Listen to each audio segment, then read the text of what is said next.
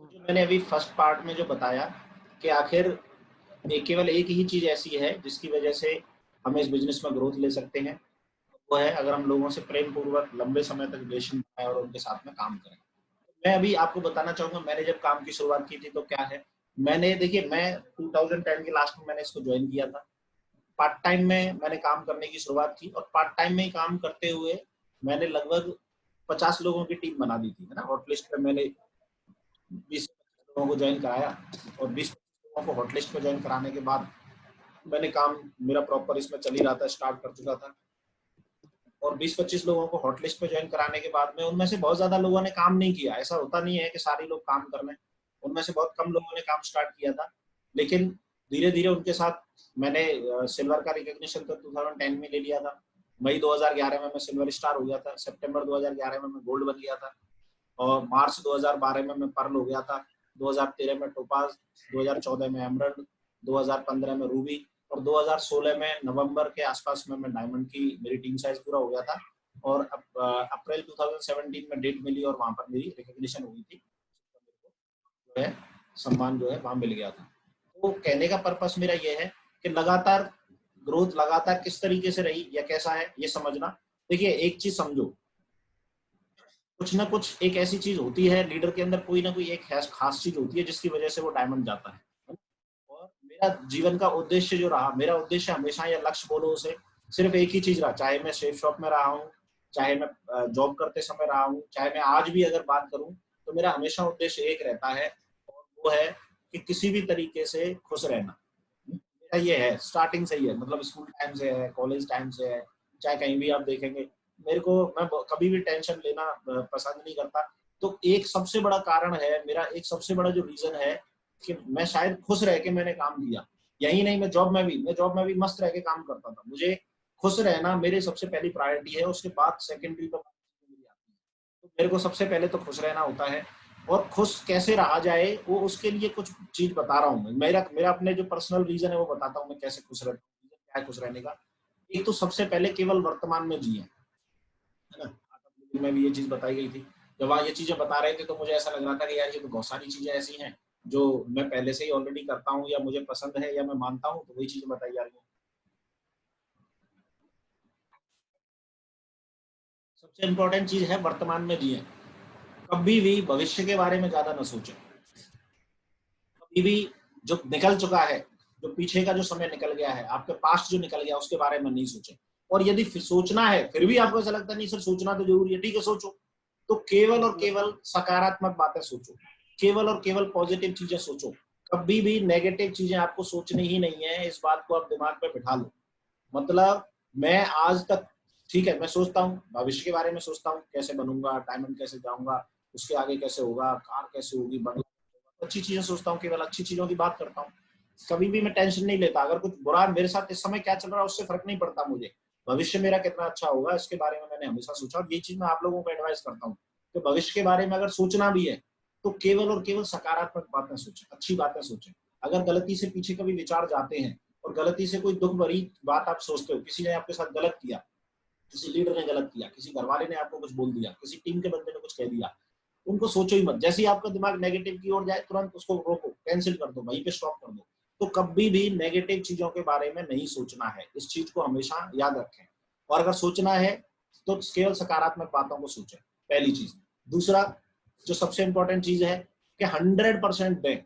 जब भी आप फील्ड में काम करते हैं, आप अपने पर्सनल में हैं, आप कहीं भी हैं, तो 100% आपको देना है। मतलब 100% आप वहीं प्रेजेंट हो, जो भी आप काम कर रहे हैं, आप परिवार के साथ हैं 100% रहो, आप जॉब में हैं आप 100, काम में है अपने 100% रहो, आप कोई ग्रुप मीटिंग करने गए हो 100% वहां प्रेजेंट रहो। वहां बैठ करके घर की बात मत सोचो, वहां बैठ करके किसी लीडर ने क्या बोल दिया वो मत सोचो। मतलब जिस लम्हे में आप हैं उस लम्हे को पूरे तरीके से जियो। जब मैं टीम के साथ होता हूँ तो मैं टीम के साथ होता हूँ, मैं परिवार के साथ होता हूँ तो परिवार के ही साथ होता हूँ, और जब मैं अपने दोस्तों के साथ होता हूँ तो दोस्तों के साथ ही होता हूँ। मतलब मैं 100% ही अपना हर लम्हे को जीता हूँ। कभी भी मैं ऐसा नहीं करता कि मैं हूँ यहाँ दिमाग कहीं और चल रहा है, सोच कुछ और रहा हूँ, नहीं। अगर मैं टीम के साथ हूँ तो मैं टीम के साथ हूँ, मुझे कोई फर्क नहीं पड़ता क्या हो रहा है क्या नहीं हो रहा। अगर ये किया तो मैं मेरा अपना बता रहा हूँ पर्सनली, मैं अगर ऐसा नहीं करता था तो न तो मुझे अच्छा लगता था और ना ही मुझे अच्छी नींद आती थी। लेकिन अगर मैंने ये 2 काम किए जो मैं हमेशा करता आया हूँ, एक तो मेरे को खुश रहना, केवल वर्तमान में जीना, भविष्य की बहुत ज्यादा नहीं सोचता था, सोचता था तो अच्छी बातें सोचता था, पीछे का कभी कुछ नहीं देखता था, अगर देखता था तो केवल अच्छी चीजों को उठा करके देखता था, और 100% प्रेजेंट में रहता था। जहाँ हूँ वहाँ खुश रहता था, मस्त रहता था, काम करता था, काम में हूँ तो दिल लगा के काम करूंगा, दोस्तों के साथ हूँ तो दिल लगा के करूंगा। मेरे ऑफिस में बॉस लोग भी बोलते थे, बोले तू एक बार अगर उधर चला गया तो फिर सुनता, मेरे ठीक है सर, वहाँ वो मेरा टाइम है, उस टाइम को मैं प्रॉपर यूज करता हूँ, है ना। तो ये चीज अगर आप करेंगे तो हमेशा सक्सेस मिलेगी। खुश एवरीवेयर, है ना, यानी अगर दोस्तों में हो, कहीं भी हो, परिवार में हो, तो वहाँ खुश रहो, मस्त रहो, टेंशन जो है, जो करना है वो अगले दिन करो जा करके, कोई प्रॉब्लम नहीं। आई फॉलो एंड गेट, क्या मैंने फॉलो किया, मैं आपको एक चीज बताता हूँ कि मैंने इन्हीं बातों को फॉलो किया, खुश रहना, काम करना, 100% रहना, पूरा दम लगा के काम करना। और मेरे को गुरुजी लोगों की कृपा से सब लोगों ने मुझे टारगेट के बारे में बताया, ऐसे करना है, वो करना है। शुरुआत में 2 गोवा ट्रिप क्वालिफाई की, विदेश होकर के आया।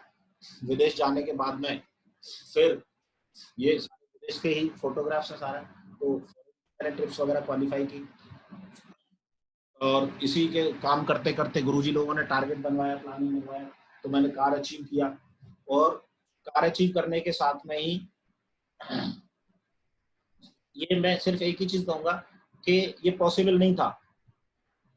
मैं जो बता रहा था, मैं जो बातचीत कर रहा था कि गुरुजी लोगों ने जैसे जैसे मेरी प्लानिंग बनवाई, चाहे वो कार की हो, चाहे वो फॉरेन ट्रिप की हो, वो सारे के सारे मैंने केवल इस वजह से क्वालिफाई किया कि मैंने कभी भी, जो मेरे सीनियर हैं, जो मेरे सिस्टम है, जो मेरे अपलाइन है, मतलब सच बता रहा हूँ मैं, कई बार जैसे राहुल सर के साथ में बैठता था, राहुल सर मुझे कुछ बताते थे, कभी कभी ऐसा होता है डाउनलाइन को समझ में नहीं आती कुछ चीजें, अपलाइन की बात समझ में नहीं आती, बोले यार क्यों कह रहे हैं, ऐसा नहीं होना चाहिए, ऐसा होना चाहिए, मतलब ऐसा दिमाग बोलता है, आपका दिमाग बोलेगा यार ये नहीं, ये चीज सारा सही है, सर पता नहीं क्यों उस चीज के लिए कर रहे हैं।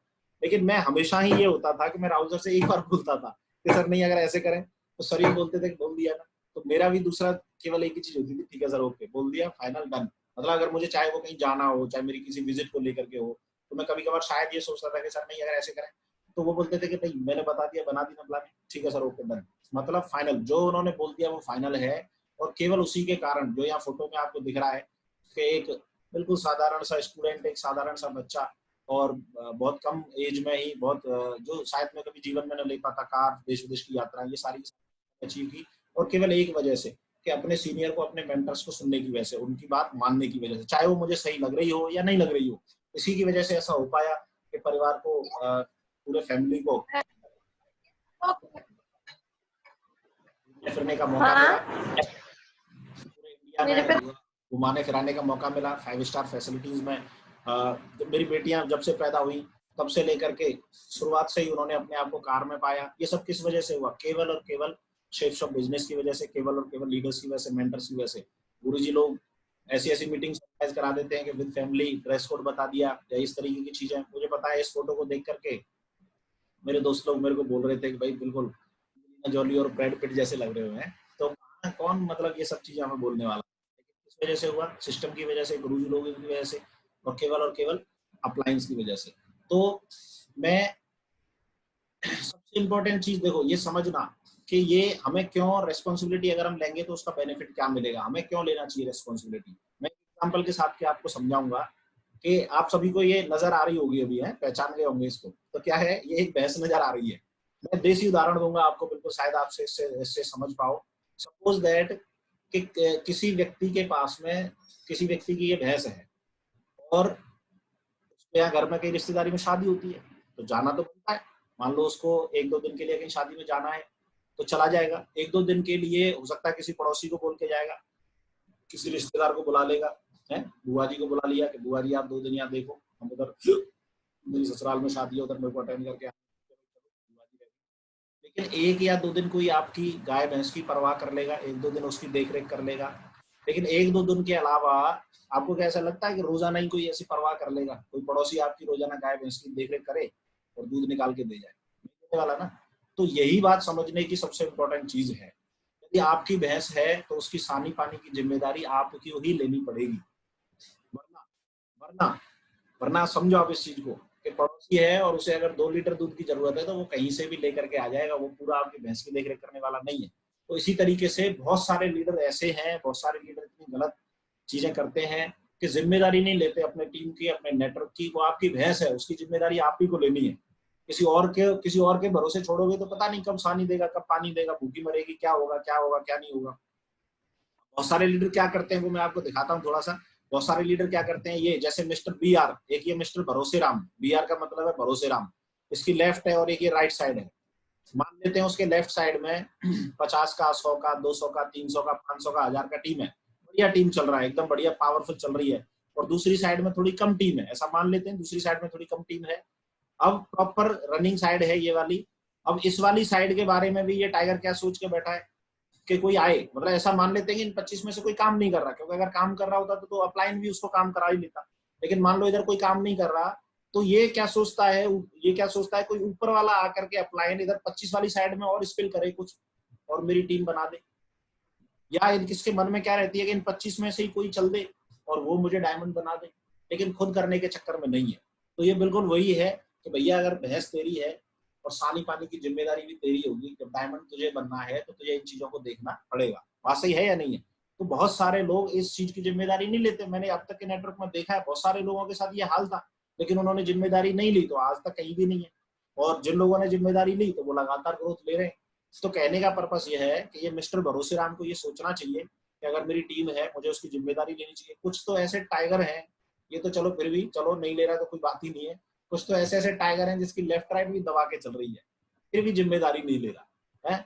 तो मतलब वो एक आदमी के चक्कर नहीं बनी हुई है, वो सब जगह जा करके संभाल करके। तो ये चीज नहीं करनी है। अगर ये आप आज कर रहे हो तो आपके साथ आपकी टीम करेगी यही कल, क्योंकि ये तो डुप्लीकेशन का बिजनेस है, तो कल आपको ये मिलेगा।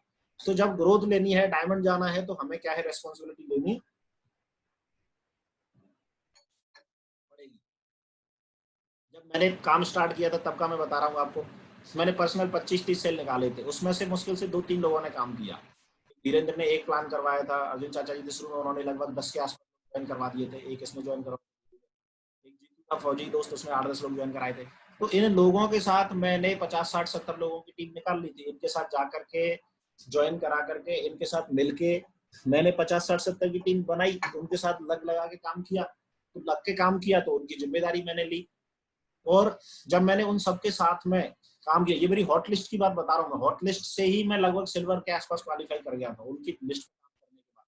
और मैं ऋणी रहूंगा सदैव नितिन गुरु जी का, राहुल गुरु जी का, स्पेशली नितिन गुरु जी का, इसलिए दोनों का ही मेरे जीवन में तो बहुत अलग रोल है। देखो मैं आपको सच बताऊं, नितिन गुरु जी का इसलिए क्योंकि मैं यहाँ देखता था दूसरी साइड में यही वर्किंग करते थे, खान साहब के साथ में इन्हीं का वर्किंग रहता था। और गुरुजी, राहुल गुरुजी का क्योंकि शुरुआत में उनकी प्लानिंग पूरी प्रॉपर मेरे को रहती थी। राहुल जी सर को भी बोलते थे कि ये भी करना है, तो मैं तो बिल्कुल डेफिनेटली अप्लायंस के अलावा तो कोई दूसरा रीजन ही नहीं होता इस बिजनेस में डायमंड बनने का। तो गुरुजी लोगों ने मेरे को किया, लेकिन साथ के साथ मैंने जिम्मेदारी भी ली। ये एक बहुत इंपॉर्टेंट चीज है, जिम्मेदारी लिए बिना कुछ भी नहीं होता। और बड़े सिंपल स्टेप मुझे मतलब शुरुआत में सर लोग भी हमें ये बताते थे, और नाजिया की वीडियो सुनने के बाद ये रिपीट हुआ, बहुत अच्छा हुआ। देखो बड़े 2 सिंपल स्टेप में आदमी डायमंड बन सकता है। मैं ये कल बैठ के सोच रहा था कि कुछ ना करे, एक व्यक्ति अपने आप को सिल्वर बनाए, पहले अपनी हॉट लिस्ट पे या कैसे भी अपनी लिस्ट पे से काम करके वो सिल्वर बन गया। अब उसका काम है कि उस लिस्ट में से 5 लोग अपने लेफ्ट में सेलेक्ट कर दे और 5 लोग अपने राइट में सेलेक्ट कर ले। 5 लोग लेफ्ट में और 5 लोग राइट में, उन्हें सिल्वर बनाने का ठेका ले। और एक चीज समझ लो, वो काम करने वाले नहीं है। सिल्वर लेवल पे जब आप 50 की टीम पर होते हो तो लोग आपके साथ काम करने वाले नहीं आते, उनसे उनके घर जाकर के जबरदस्ती उनके साथ प्लान करा करके उनकी इनकम जनरेट करानी होती है, उनको सिल्वर बनाना होता है। अगर किसी ने 5 व्यक्ति लेफ्ट में और 5 व्यक्ति राइट में सिल्वर बनाए तो 250 लोग आप उसके लेफ्ट में हो गए और 250 लोगों की टीम उसकी राइट में हो गई। 250 लेफ्ट में और 250 राइट का मतलब है वो पर्ल बन गया। जब वो स्वयं पर्ल बन गया तो ये पहला स्टेप उसका पूरा हुआ, और ये पर्ल बनने में ही साल, 1.5 साल, 2 साल तक लग जाते एक व्यक्ति को।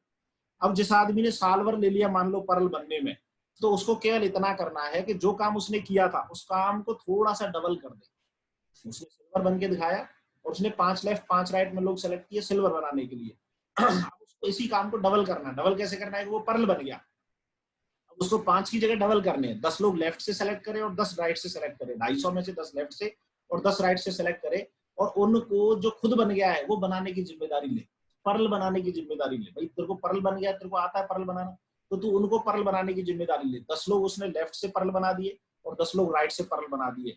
10 गुणा 500 यानी 5000, और 10 गुणा 500 यानी 5000। केवल आपने 20 लोग सेलेक्ट करने हैं, लेफ्ट में 10 और राइट में 10, और उन्हें पर्ल बना देना है, और वो पर्ल बने नहीं, आप अपने आप डायमंड बन गए। अब समझने वाली बात ये, कि पहली चीज तो कि जिन 20 को आपने सेलेक्ट किया है उनमें से हो सकता है 15 भाग जाए बीच में, 6 महीने बाद, 8 महीने बाद, 1 साल बाद, लेकिन 5 बचे। लेकिन उन 5 के साथ जब आप काम कर रहे हो तो आपको उन 5 के साथ फिर 5-5 ऐसे मिल जाएंगे। कोई सिल्वर बनना चाह रहा होगा, कोई गोल्ड बनना चाह रहा होगा, और उनके नीचे से जब सिल्वर गोल्ड भी अगर आपने बनाए तो वो अपने आप पर्ल बन गए। ऐसा होगा नहीं होगा? कहने का पर्पस ये है, आज मुझे ये चीज रियलाइज होती है कि ऐसा क्यों हुआ कि मेरे साथ टीम बढ़ती चली गई, डायमंड बन गया, बहुत सारे लोग बीच में क्यों छोड़ के चले जाते हैं। उसका कारण बता रहा हूँ मैं आपको कि मैं आपको बता रहा हूँ, मैंने हॉट लिस्ट पे काम किया, लिस्ट एकदम खत्म हो गई, लोग ज्वाइन हो गए, उसके आगे काम होना भी बंद हो गया था। तो मैंने उसी समय काम करते हुए रंजीत सर को, आर्मी में थे रंजीत सर, फौज में, उन्हें कोल्ड लिस्ट पे ज्वाइन कराया। ऐसे चलते फिरते व्यक्ति ऑफिस में आए थे, ड्रेस में थे, मैंने उनसे हाय हेलो कर लिया, उनको अगले दिन उनके पास उनको मीटिंग में बुला लिया, संडे का वेन्यू दिखाया, उनके क्वार्टर पे जाके मैंने सेल क्लोज कर दिया रंजीत सर के साथ में। फिर मैंने रंजीत सर के साथ काम करना स्टार्ट किया, उन्हें सिल्वर बनाया। फिर एक दीपक नाम के व्यक्ति उनके साथ ज्वाइन हुआ, दीपक को भी पकड़ा, उसको भी सिल्वर बनाया, है ना। दीपक के बाद दीपक जी के साथ में धीरे धीरे, मतलब काफी नीचे बता रहा हूँ ये तो मैं, इसके दीपक और इसके नीचे बहुत सारे बीच में लीडर्स थे। लेकिन फिर एक भोसले जी आ गए, उनके साथ में काम, मैं केवल उनको बता रहा हूँ जो शायद एग्जिस्टिंग में थे अब तक, है ना। तो भोसले सर को लेकर के उनके साथ में किया। फिर सचिन मात्रे एक लीडर आ गया, सचिन मात्रे के साथ अच्छा खासा टीम बनाया। ये मैं वो लोग बता रहा हूँ कि इन लोगों के साथ में मैंने या तो सिल्वर बनाने में इनकी मदद की, या मैंने इनके साथ में गोल्ड बनाने में मदद की, या इनके साथ मैंने किसी के साथ टोपास बनाने में मदद की, और आज इसमें से डायमंड भी है कुछ लोग तो, है ना। तो इसके बाद जैसे मान के चलिए सचिन मात्रे जी के बाद में मैंने पॉलिटी सर आ गए, तो पॉलिटी सर के साथ में बहुत अच्छा काम किया, वो तो 2 महीने के अंदर सिल्वर बन के ट्रांसफर चले गए थे। लेकिन सच बता रहा हूं मैं, पॉलिटी सर तक पहुंचने के लिए मैं कम से कम 1000 से ज्यादा प्लान दिखा चुका था। लोग उम्मीद करते हैं कि सर 200 प्लान मैंने कर दिए,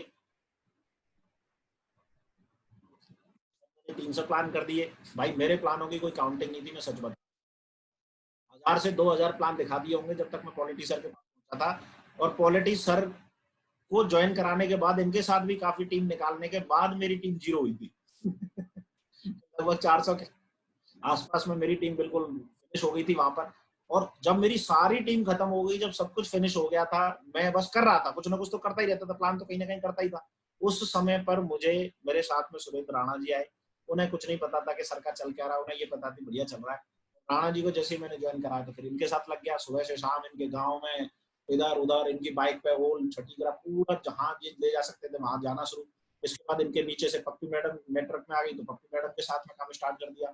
पप्पी मैडम के बाद राणा जी की टीम से ही थे रमेश जी, उनके साथ जाना स्टार्ट कर दिया। रमेश जी के बाद हंसराज जी थे, एक उनके साथ जाना स्टार्ट कर दिया, उनको पकड़ के पूरी लिस्ट पे काम करना स्टार्ट कर दिया। और हंसराज जी से पचौरी जी थे, वो मिले, उनके साथ काम करना स्टार्ट किया।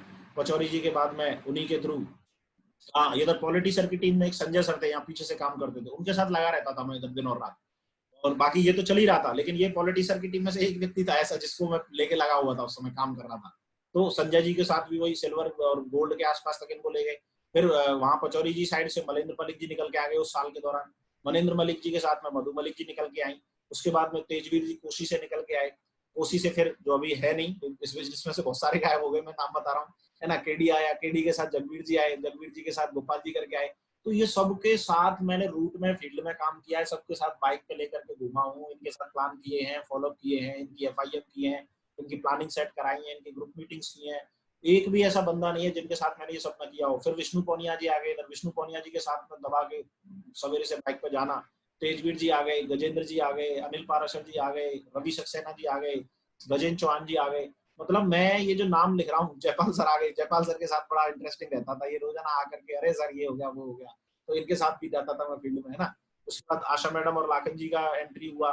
फिर इधर आशा मैडम लाखन जी के बाद में जमुना शंकर जी के साथ बीकानेर और ये बिल्ड हुआ। बीच में पंजाब जाता रहता था अशोक कुमार साहू जी के साथ में, उड़ीसा, उड़ीसा से वहाँ पॉलिटी और सोमपेटा, ये पॉलिटी का सोमपेटा वाला नेटवर्क। इस बीच में पॉलिटी सर के पास भी इधर एनएसजी में और यहाँ सब जगह में गया। मेरा कहने का पर्पस है, अभी ढेरों मैं ऐसे लिस्ट और बनाऊं तो जाने कितने नाम है। गिरी बाबू जी के साथ, हरी कृष्णा जी के साथ में शुरुआत में हैदराबाद 1-1.5 साल, सुनील जी की आर्मी में, फिर सुनील जी के साथ में नेटवर्क में बैतूल, छत्तीसगढ़, पंजाब, एटा, अलीगढ़, गोंडिया, जबलपुर, मलिक जी गुड़गांव, गाजियाबाद, पलवल, धौलपुर, मुरैना। मतलब मैं आज मुझे याद आता है कि यही वो कारण था मेरी सक्सेस का, शायद मेरी डायमंड शिप का, कि गुरुजी लोगों ने सदा प्लानिंग दी। मुझे जो शहर बोला, मुझे जिस विजिट के लिए मुझे बोला, जहाँ जाने के लिए मुझे बोला, कभी ऐसा हुआ नहीं कि मैं बोला नहीं सर मथुरा में देख लूं क्या, नहीं सर कुछ दिन और यही करके देख लूं क्या? इन्होंने बोला तेरे को यहाँ जाना है, मैंने कहा जी सर। आपने बोला पंजाब जाना है, मैंने जी सर। उन्होंने बोला बीकानेर जाना है, जी सर। तेरे को गोंडिया जाना है, जी सर। मतलब मैं कभी भी पीछे नहीं हटा, और यही एक रीजन था इस बिजनेस में मेरी लगातार ग्रोथ आने का, लगातार लीडरों, और देखो इतने सारे लीडरों के मैंने नाम लिखे 3 से 4 स्लाइड में, और ये इतने सारे लीडर हैं, अगर मैं ये देखूं तो सारे डायमंड होने चाहिए थे, लेकिन आप देखो कितने लोग बचे हैं इसमें। तो आप कभी कभी आदमी क्या बोलता है, सर मेरा ये काम नहीं कर रहा, मेरा वो काम नहीं कर रहा। अरे मेरे भाई ये भी तो सारे के सारे थे ना, नहीं काम किया तो मैं डायमंड नहीं बना क्या? मुझे तो बनना था, मुझे बनना था तो मुझे करना था। कहने का पर्पस मेरा ये है कि जो मैंने बताया, आपने सिल्वर बने, आपने 5 और 5 लेफ्ट में सिल्वर, 5 राइट में सिल्वर अगर बनाने हैं, उसके बाद पर्ल की जिम्मेदारी आपने ली, 10 लेफ्ट में पर्ल और 10 राइट में पर्ल बनाने, तो उनकी भी जिम्मेदारी आप इसी तरीके से लो। अगर आपको 10-10 बनाने हैं तो आपके पास 20-25 नाम होने चाहिए लेफ्ट में, 20-25 राइट में, उसमें से जाएंगे जो जाएंगे, जाते रहेंगे। आपका काम है जो है उसके साथ लगे रहो, नया आदमी निकालते रहो और नए आदमी के साथ काम करते रहो। और देखो एक चीज समझना, कारण क्या था इन सबको करने का, इतनी सारी भागदौड़ करने का? कोई है या नहीं है, कोई बिजनेस में है या नहीं है, कोई काम कर पा रहा है या नहीं कर पा रहा? मेरा सिर्फ एक रीजन था ये सब करने का, और वो रीजन था कि ये वॉर था, ये वॉर था, और ये वॉर मुझे अकेले को लड़ना था। This is the war against poverty. ये वो गरीबी है जो पीढ़ी दर पीढ़ी हमारे साथ आ रही है, ये वो गरीबी है जो पीढ़ी दर पीढ़ी हम लोग झेल रहे हैं।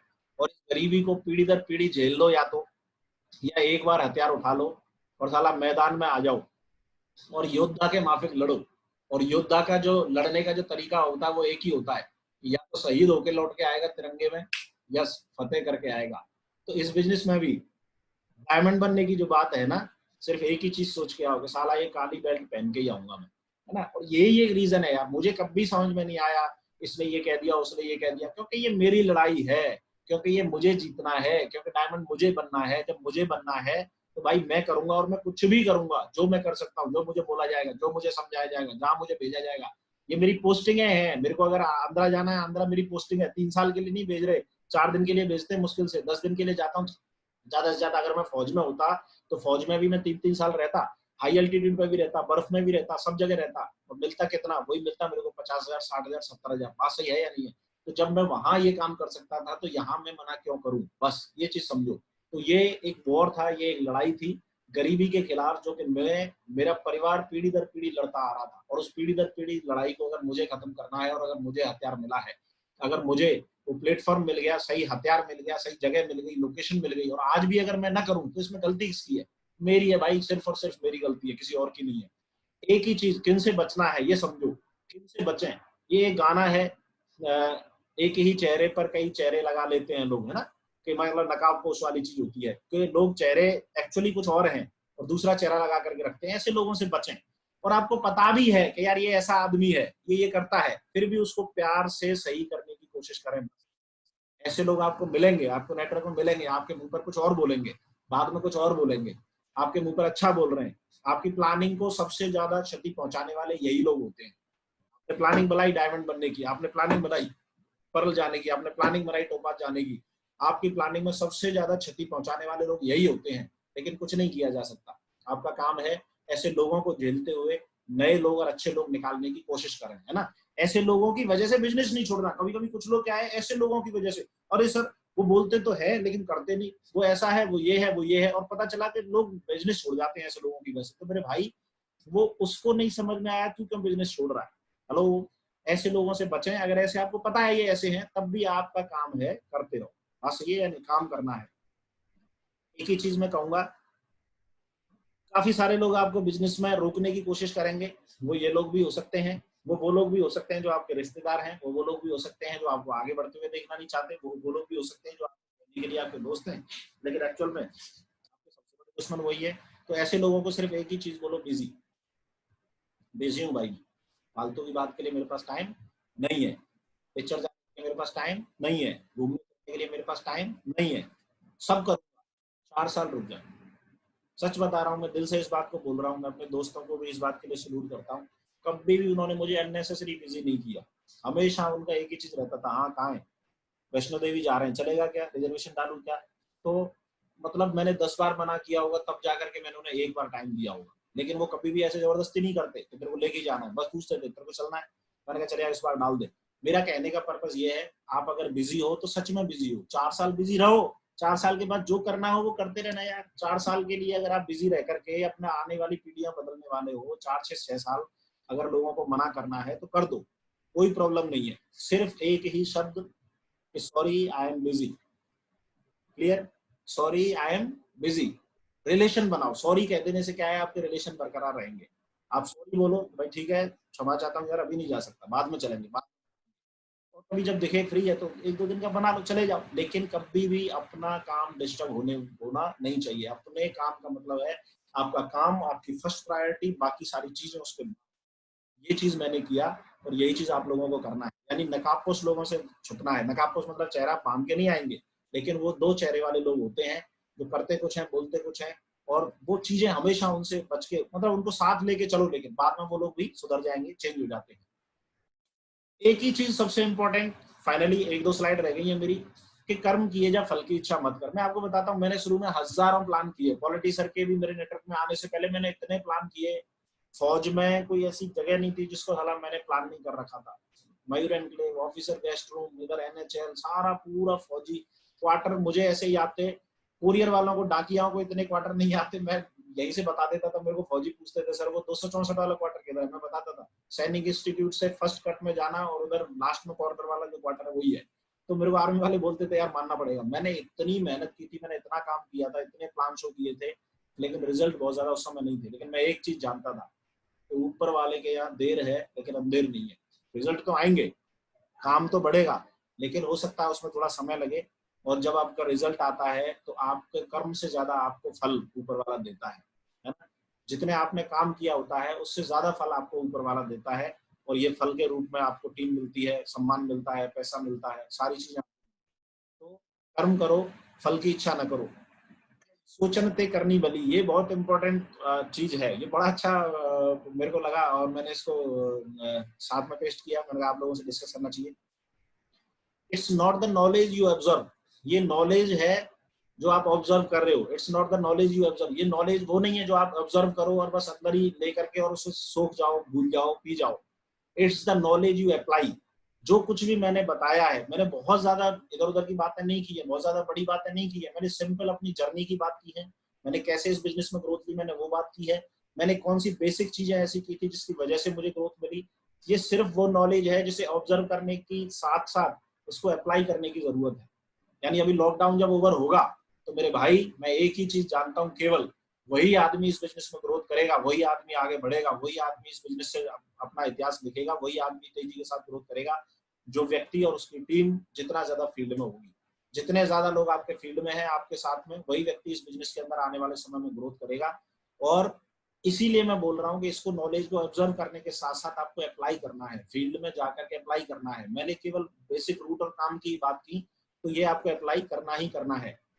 और बस यही बातें थी मेरे पास मेन बताने के लिए आपको कि इस बिजनेस में ग्रोथ कैसे लेनी है या मैंने किस तरीके से किया। कोशिश करूंगा लॉकडाउन ओवर एक आध मीटिंग और स्लाइड के साथ में लेकर के आऊं। अभी आप लोगों के लिए जैसे यहाँ है थैंक यू कोरोना वॉरियर्स, ऐसे ही thank you my lovely team, पूरा मेरा नेटवर्क, पूरे मेरे सारे के सारे लीडर्स, जो भी था। मैं ज्यादा से ज्यादा कोशिश किया मैंने अपनी बेसिक्स आपको बताने की। और इसमें अगर कोई भी बात गलत लगी हो तो उसके लिए सॉरी, सारी मेरी बात हो सकती है। और अगर जो भी बातें अच्छी लगी हैं वो सारी की सारी सिस्टम की दिया हुआ है। तो मैं लास्ट में बस एक ही चीज कहना चाहूंगा, thank you very much, wish you all the best and good night. Thank you दोस्तों, बहुत बहुत शुक्रिया।